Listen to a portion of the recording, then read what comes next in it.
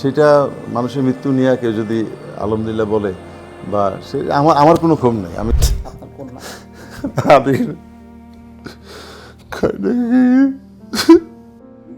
সন্তানের মৃত্যু বাবার বুকে নিঃশব্দ এক কবর বানায়। হাজার মানুষ পাশে থাকলেও ভেতরটা একাই কাঁদায়। বাংলাদেশের ইতিহাসের অন্যতম সেরা সেন্টার ব্যাক, জাতীয় দলের সাবেক অধিনায়ক কায়সার হামিদের চোখের জলের কোনো ভাষা এই পৃথিবীতে নেই। কারিনা কায়সার প্রাণবন্ত এক মেয়ে। কন্টেন্ট ক্রিয়েশন, অভিনয়ে দুরন্তপনায় বর্তমান প্রজন্মের কাছে বেশ সাড়া ফেলেছিলেন। কারিনা আর প্রিয় ঘরে আসবেন না, মাতিয়ে রাখবেন না পরিবারের সদস্যদের। নিজ কক্ষটিতেও ব্যবহার্য সকল জিনিস পড়ে আছে ঠিক এভাবেই যেভাবে কারিনা রেখে গিয়েছিলেন। বাবা কায়সার হামিদ দেশের চিকিৎসা ব্যবস্থাকে এক হাত নিলেন। বড় ধরনের অবহেলাও দেখেছেন মেয়ের অকাল প্রয়াণে। এছাড়া দেশজুড়ে কারিনার অসময়ে চলে যাওয়াকে নিয়েও হচ্ছে মন্তব্য। সামাজিক যোগাযোগ মাধ্যমে 5ই আগস্টের ঘটনায় অনেকেই নেতিবাচক শব্দচয়নে ছড়াচ্ছেন ঘৃণা। তবে আসল ঘটনা কি? আসলেই কি কারিনা ও তার পরিবারের সদস্যরা গিয়েছিলেন গণভবনে? দেখতে পাচ্ছেন আমি যেই জায়গাটা আসলে দাঁড়িয়ে আছি, এই জায়গাটা আসলে কারিনা কায়সার থাকতেন। এখানে আসলে কারিনা কায়সারের একটা জগৎ ছিল, যেখানে আসলে তিনি সব কিছু সাজিয়ে রাখতেন। তিনি নিজে যেমন আসলে খুবই প্রাণবন্ত একজন নারী, ঠিক তেমনি পুরো পরিবারটাকে প্রাণবন্ত রাখতেন। আমরা কারিনা কায়সারের বাবা কায়সার হামিদের সঙ্গে কথা বলবো। তার বলার আর কোনো ভাষা নেই, কথা বলার মতো শক্তি নেই, তবু আসলে তিনি এই পরিস্থিতিতে কালবালাকে সময় দিয়েছেন। আসলে আমাদের সবাইকে একদিন যেতে হবে।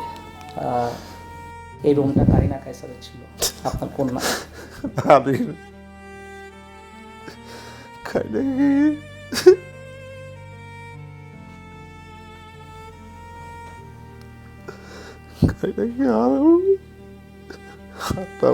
সব কিছু গাই না,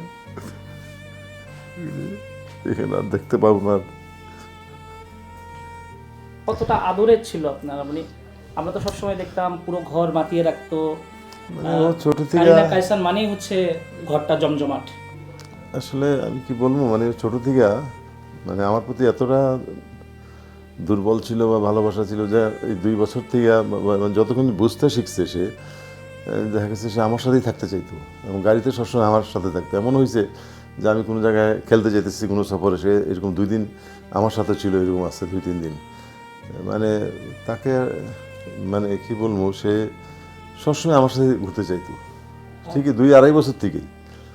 তারপরে যখন স্কুলে তার মা পৌঁছে দিলে সে ইয়ে করতো না, সবসময় আমি আনতে যেতাম স্কুলে। স্কুল ছুটির পরে দৌড়ায় আমার কোলে আসতাম।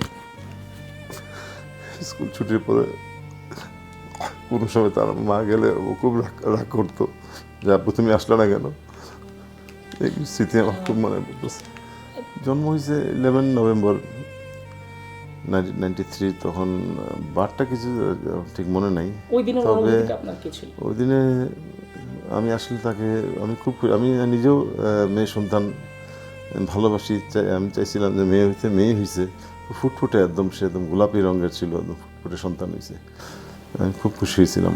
সেই ছোটোবেলার স্মৃতিগুলি এখন এত মনে পড়তেছে যে কারিনা আমার খুবই আদরের ছিল এবং কারিনা আমাকে খুব ভালোবাসত। একমাত্র সেই পিতামাতা যাদের সন্তান হারায় তারাই এই দুঃখটা বুঝতে পারবে, এছাড়া অন্য কারো বুঝতে পারবে না। মুখ দিয়ে যখন অক্সিজেন দিচ্ছিল বা কিছু একটা রক্ত হয়েছে, নাহলে ওই ইন্ডিয়ান ডাক্তাররা বলতেছে লাঞ্চে এমন এফেক্ট হইলো কেন, মানে লাঞ্চে একদম ইনফেকশন। হ্যাঁ বলেছে যে এখানে লাঞ্চ তো এরকম হওয়ার কথা না।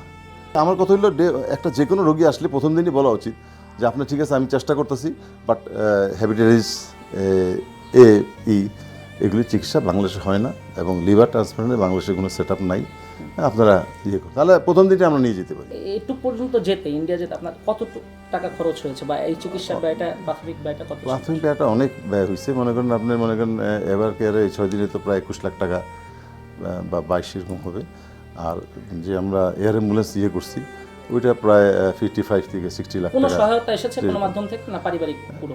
না, পারিবারিক পুরো, তবে আমাদের বন্ধুবান্ধব পরিচিতজন অনেকেই আমাদের সহায়তা করেছে। যারা আর্থিকভাবে সহায়তা করেছেন তারা থেকে আমি ধন্যবাদ জানাচ্ছি যে দুঃসময় আমাদের পাশে ছিলেন। না এটা আসলে আমি না এগুলি ঠিক না, কারণ যারা আলহামদুলিল্লাহ বলছে তাদেরও তো একদিন মৃত্যু হবে, কারণ মৃত্যু এমন একটা জিনিস, এটা মৃত্যুর স্বাদ প্রত্যেকেই গ্রহণ করতে হবে। ওই দিন যেদিন 5ই আগস্টের ঘটনা, সেদিন আমরা কাকুলি মোড়ে যখন হাজার হাজার মানুষ যাচ্ছিল, অ্যাকচুয়ালি আমরা জিনিসটা দেখার জন্যই আমরা ওখানে গেছিলাম। আপনারা তো সম্পূর্ণ অরাজনৈতিক পরিবার। না হ্যাঁ, অরাজনৈতিক, কারণ ওইখানে জাস্ট আমরা ফান করছিলাম, যেন আমার ভাই ফান করে বলতেছে যে এই ব্যাগটা পাইছি গণভবনে গিয়ে আসে। আসলে তো এই শেখ হাসিনা কোনোদিন কোনো ব্যাগ ক্যারি করে নাই, হ্যাঁ, বা ওই কোনো চিরুনি এরকম ছিল না। এটা তো মানে একটা ফান, মানে ওইখানে একটা ইয়ে হয়েছে, ফান করে সারা বাংলাদেশে একটা মানে মনে করেন একটা উল্লাস লোকদের। তো যারা যারা যাচ্ছে ভাই এটা কি আমরা জিজ্ঞেস করতেছি। তো শেষ পর্যন্ত আমার দেখা গেছে একজন একটা মূলা নিয়েও যাইতেছে, কয় ভাই কিছুই পাইনি, মানে বড় মূলা পাইছি, শাক পাইছি, মানে লাস্টে দিয়ে আর কি। তখন বাজে বিকালে আর কি 4টা-5টা, এই টাইমটা আর কি। হাজার হাজার মানুষ এই কাকুলি মোড় দিয়ে হেঁটে যাচ্ছে। তখন একজনের একটা কম্পিউটার নিয়ে যাচ্ছে, কেউ ল্যাপটপ, হ্যাঁ, কেউ একটা প্রিন্টার, কেউ ভ্যানিটি, মানে যা পাইছে, মানে কাপড় সাপড়। না না না, প্রশ্নই উঠে না। আমরা না নিজেও নিয়ে আসেন, রাস্তার লোকদের আমরা জিজ্ঞেস করতেছিলাম, কোনো রাগ নাই কিছু নাই। কিন্তু আমার বিষয়টা লাগতেছে যে তারা যে সত্যি জিনিসটা জানে না, বা একটা মিথ্যাকে ভর করে। হ্যাঁ, যখন ফেসবুকে এটা উঠছে যে এই গণভবনের চোর হ্যান ত্যান, তো এটা তো মানে এটা চুরির কিছু না, এটা তো একটা মানে 5 তারিখে একটা মানে সরকারের পতন হয়েছে, বা এরকম যুগ যুগ ধরে দেখা গেছে। এর আগে যখন এরশাদ সাহেবের যখন হয়েছিল, পতন হয়েছিল 90 গণ আন্দোলনে, তখন হাজার হাজার মানুষ রাস্তায় নেমে গেছে। এরকম আর কি একটা হয়তো 5 তারিখে সরকারের বিরুদ্ধে একটা বিক্ষোভ করে ছাত্র জনতা এই জিনিসটা লক্ষ লক্ষ ছাত্র জনতা এই গণভবনে ঢুকছে বা জ্বালা দিচ্ছে। এখন কোথায় আসলে শায়িত করা হবে কারিনাকে? এখন আসলে এখনো ডিসিশন হলো, আমাদের পারিবারিক ইচ্ছা হলো যে আমার ওয়াইফ বলতেছিল যে ইয়েতে করবে, এই যে গজারিয়াত, আমাদের শ্বশুরবাড়ি, এই মেঘনাঘাটের পরে এখানে বড় জায়গা আছে তো গজারিয়া। আর আমার হয়তো আমার আম্মা বা আমরা বলতেছিলাম যে ক্যান্টনমেন্ট কবরস্থানে করা হোক বা বনানী কবরস্থানে, তাহলে আমরা প্রতি শুক্রবারে যেতে পারবো, কারণ ওখানে একটু দূর হয়ে যায় যাওয়া আসা। তারপরে হ্যাঁ, তবে সর্বশেষ সিদ্ধান্ত আমার মনে হয় তার মায়ের কথাই রাখতে হবে, কারণ ওখানে বড় জায়গা। আমরা এখানে মসজিদ করার প্ল্যান ছিল তার, হ্যাঁ ওখানে শায়িত হবে, ওখানে মসজিদ আছে, তো মসজিদের এখানে পাশেই ওকে শায়িত করা হবে, এইটা আর কি।